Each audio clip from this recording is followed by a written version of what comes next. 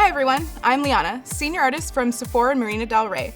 Today I'm going to show you guys how to get a barely there complexion, which is your skin but better. Stay tuned. So first up here I have Milk Makeup's Hydro Grip Primer. This primer is great for smoothing and soothing the skin while also locking in moisture. With this primer, you really want to make sure you're rubbing it in as if it were just a normal moisturizer and then giving it a moment to get tacky. I'm currently obsessed with Yves Saint Laurent's Touche Éclat All-in-One Glow. Here I'm using shade B10 Porcelain. I'm using Sephora Collection brush number 47 because I like to build coverage on the face first before going in with a beauty blender. This is a medium coverage, all-in-one tinted moisturizer that's great for smoothing fine lines with hyaluronic acid and soothing the skin. With a damp beauty blender, I just go over the face because a beauty blender is porous and so are you. So it will always give you the most natural look to your complexion. For my under eyes, I'm using Natasha Denona's Transfix Matte Concealer in shade 4N Neutral. I apply a small amount to the inside of my eye and then build coverage outward. Again, using the beauty blender will always give you the most natural look. This is a super light feeling concealer, but has a great staying power. And I'm using light tapping motions because the under eye does have really thin skin, so if I press hard, I'm actually creating more dark circles. My go-to concealer is Makeup Forever's Full Cover Concealer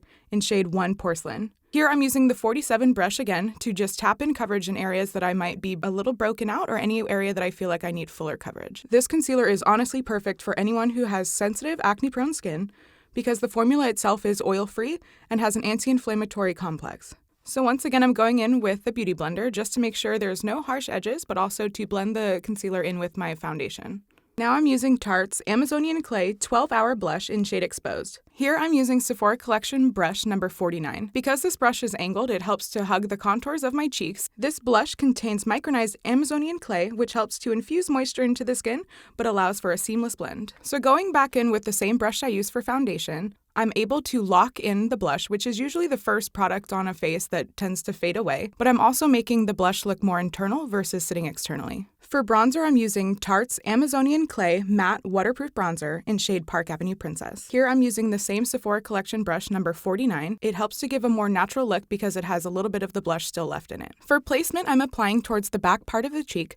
I'm also applying around the hairline or anywhere that the sun would naturally hit. I like to use the same brush that I use for blush because it helps to create more of a natural look. Going in with my foundation brush, not adding any more foundation, just whatever left on the brush, I go ahead and sweep across, making sure there's no harsh edges. Once everything's on the face, I go in with the beauty blender again just to marry all the colors together. I'm really in love with this bronzer because it's waterproof, and for anyone who's maybe a more combo skin type, especially in the T-zone, I don't have to worry about my bronzer melting off throughout the day.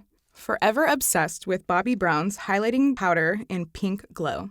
Here I'm using Urban Decay All-Nighter Long-Lasting Makeup Setting Spray to wet my Sephora Collection brush number 98. The more you wet your brush, the more intense the highlight will get. Much like bronzer, highlight should go in the places that will naturally reflect light. This super fine, silky formula has highly reflective pearls that never settle into any lines. I place highlight on the high points of my cheek, underneath and above my brow, down the center of my nose, and also on my chin. In order to keep this look more natural, I'm being very strategic with the amount of highlight I'm using. Once I'm completely done with all of my complexion products, I go in with Hourglass's Veil Translucent Setting Powder. Here I'm using Sephora Collection brush number 59 to press and roll powder only in the areas that I get oily or that I've built coverage. It's a super ultra fine powder that has light reflecting particles that blur any imperfections on the skin without causing any flashback. For my final complexion product, I'm back to using Urban Decay's All-Nighter Long-Lasting Makeup Setting Spray.